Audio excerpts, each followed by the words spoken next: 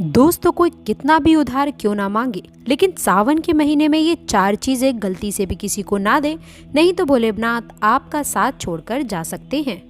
दोस्तों सावन के महीने का हर एक दिन बहुत शुभ और मंगलकारी माना जाता है। सावन का हर एक दिन उतना ही पवित्र माना जाता है जितना कि पवित्र गंगा जल।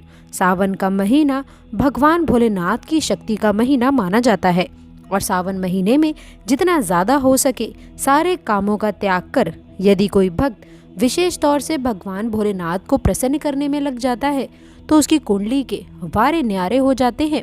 साक्षात भगवान भोलेनाथ उसके जीवन में प्रवेश करते हैं और भोलेनाथ का उसके घर में आगमन हो जाता है। इसी वजह से सावन का विशेष महत्व रहता है। दोस्तों इसी तरह सावन के बारे में बताया जाता है कि जिस प्रकार आप अच्छे कार्य करके भोलेनाथ को प्रसन्न कर सकते हैं, तो दूसरी चीज़ है कि सावन के महीने में कुछ चीज़ें करने के बारे में कतई मना किया जाता है। इन चीज़ों का यदि आप सावन के महीने में पालन करते हैं तो परिवार में खुशियाँ रहती हैं, अन्यथा आपको दुखद प्राप्ति भी हो सकती है। दोस्तों आज हम आपको बताने वाले हैं कि कितना भी ज़रूरी क्यों ना हो जाए, कोई आपसे इन चीज़ों को उधार मांगे तो सावन के महीने में भूल करके भी ये 4 चीज़ें किसी को भी नहीं देनी है, अन्यथा आपके परिवार में कंगाली देखने को मिल सकती है। महादेव आपके घर का त्याग कर सकते हैं। दोस्तों आगे बढ़ने से पहले यदि आप शिव शंकर के सच्चे भक्त हैं और उनका आशीर्वाद पाना चाहते हैं तो कमेंट बॉक्स में सच्ची श्रद्धा से लिखें ओम नमः शिवाय, हर हर महादेव।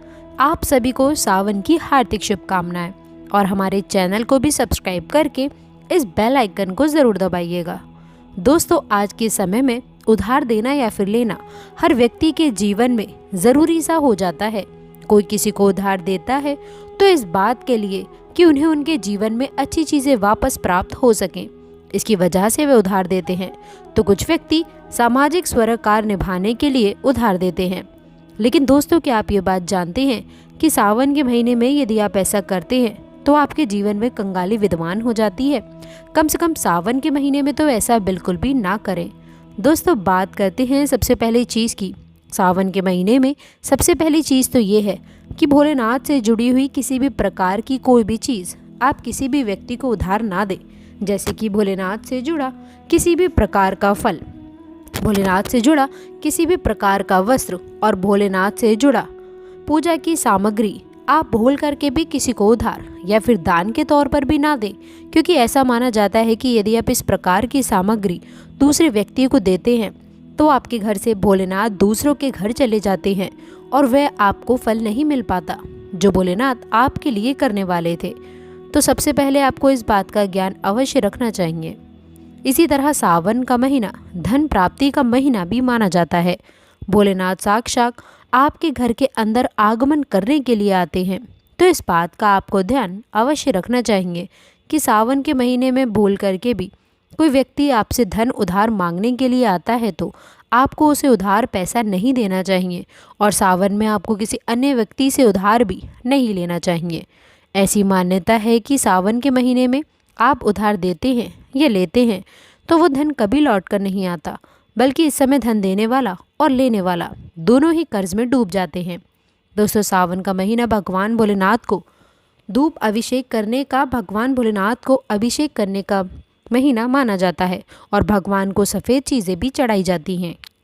इस बात का ध्यान रखें कि सावन के महीने में यदि भोलेनाथ को चढ़ाने के अलावा कोई व्यक्ति सुबह सुबह के समय आपसे दूध, दही, छाछ या फिर संध्या काल के समय में पैसे मांगने आ जाते हैं तो भूल करके भी किसी अन्य व्यक्ति को नहीं देना चाहिए।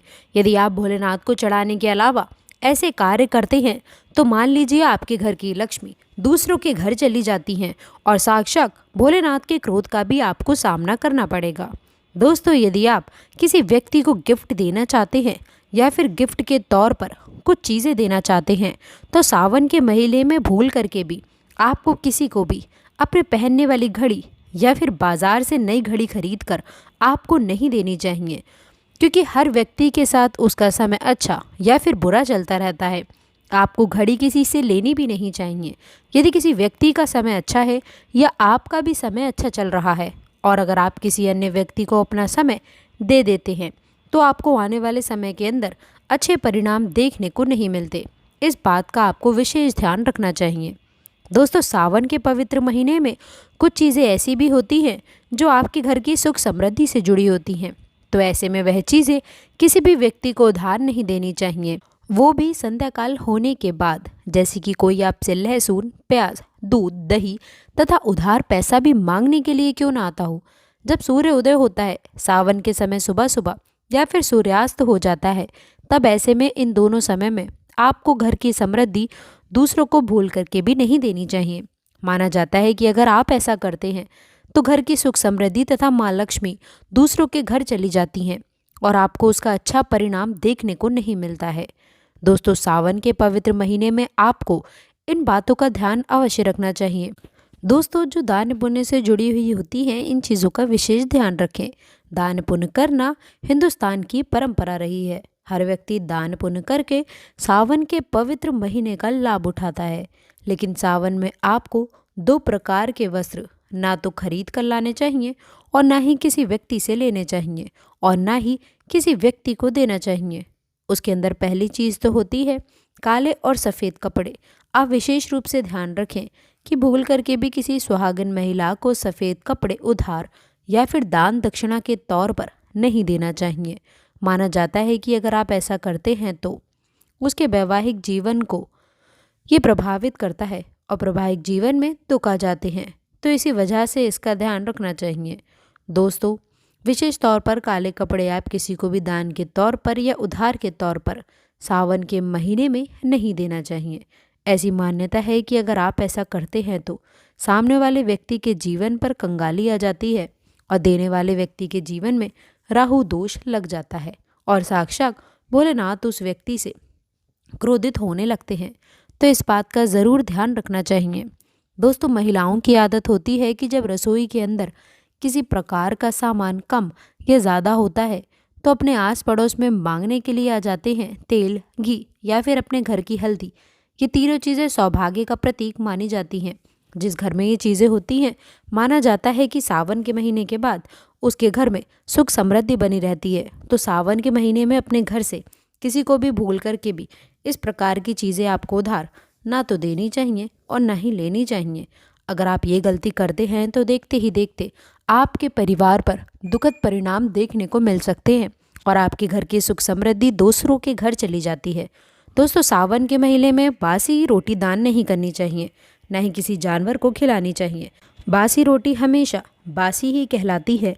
इसलिए अगर आप भोले बाबा की कृपा पाना चाहते हैं तो ऐसे में ताज़ी रोटी तथा ताज़े बने चावल ही खिलाने चाहिए। इससे भगवान भोलेनाथ बहुत खुश होते हैं। दोस्तों सावन के महीने में अगर आप किसी व्यक्ति को दान देने की सोच रहे हैं तो आप नए कपड़े दे सकते हैं, लेकिन ध्यान रखें कि काले और सफ़ेद कपड़े ना दें।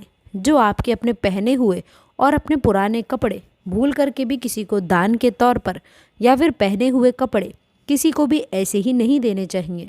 माना जाता है कि अगर आप अपने पहने हुए कपड़े किसी अन्य व्यक्ति को देते हैं तो याद रखिए आपके पहने हुए कपड़ों के साथ आपकी समृद्धि जुड़ी होती है और अगर वो दूसरों के घर चली जाती है तो आपको कंगाली या फिर इस प्रकार की चीज़ों का सामना करना पड़ता है जो आपके परिवार के लिए अच्छे नहीं होते। तो हमेशा इस बात का ध्यान रखें, अपने पहने हुए कपड़े कभी किसी को ना दें। आप चाहें तो सावन में बाज़ार से नए कपड़े खरीद कर दान दे सकते हैं। दोस्तों सावन का महीना सुहाग के लिए विशेष मान्य है। तो किसी भी सुहागिन महिला की माता लक्ष्मी से जुड़ी हुई चीज़ें जो सुख समृद्धि को बढ़ाती हैं और यही चीज़ें माँ लक्ष्मी को भी आमंत्रित करने का कार्य करती हैं, तो ऐसी चीज़ों से जुड़ी हुई कोई भी वस्तु आपको किसी भी महिला को नहीं देनी चाहिए। सुहागिन महिलाएं विशेष तौर पर ध्यान रखें कि अपने माथे पर लगाने वाला सिंदूर अर्थात गले में धारण करने वाला मंगलसूत्र और तीसरी चीज़ अपने पैरों में पहनने वाली पायल और चौथी चीज़ पैरों का बिछुआ और चूड़ी सुहाग का प्रतीक मानी जाती हैं। दोस्तों ये 5 चीज़ें किसी भी सुहागिन महिला को भूल करके भी ऐसे ही चाहे आपकी बहन ही क्यों ना हो पहनने के लिए नहीं देनी चाहिए और ना ही किसी अन्य महिला की पहनने के लिए आपको लेनी चाहिए। इस बात का आप ध्यान रखें तो निश्चित तौर पर आपको इसके प्रभाव देखने को मिलेंगे और देखते ही देखते भोलेनाथ की विशेष कृपा भी आपको देखने को मिल जाएगी। दोस्तों जो व्यक्ति सावन के महीने में डेली वाले नमक को भी दान करता है तो उसके वारे न्यारे हो जाते हैं। भोलेनाथ की कृपा भी उसके ऊपर सदैव बरसती है। सावन में नमक का दान हर हाल में आपको करना चाहिए। यदि सुख समृद्धि की इच्छा है, भगवान भोलेनाथ की असीम कृपा पाना है, तो सावन में नमक का दान करना ना भूलें। नमक का दान करने से पहले उसमें दक्षिणा अवश्य डालें तथा थोड़े चावल भी दान करें। नमक का दान सर्वश्रेष्ठ माना जाता है। आप रातों रात अपना भाग्य बदल सकते हैं। दोस्तों, यदि आप वाकई में शिव शंकर से प्रार्थना करते हैं, प्यार करते हैं, तो हर हर महादेव कमेंट में अवश्य लिखें। बोले बाबा आपकी सभी मनोकामनाएं स्वयं पूरी करें। महादेव के लिए एक लाइक तो बनता है। दोस्तों, अंत तक जुड़े रहने के लिए आप सभी का बहुत बहुत धन्यवाद।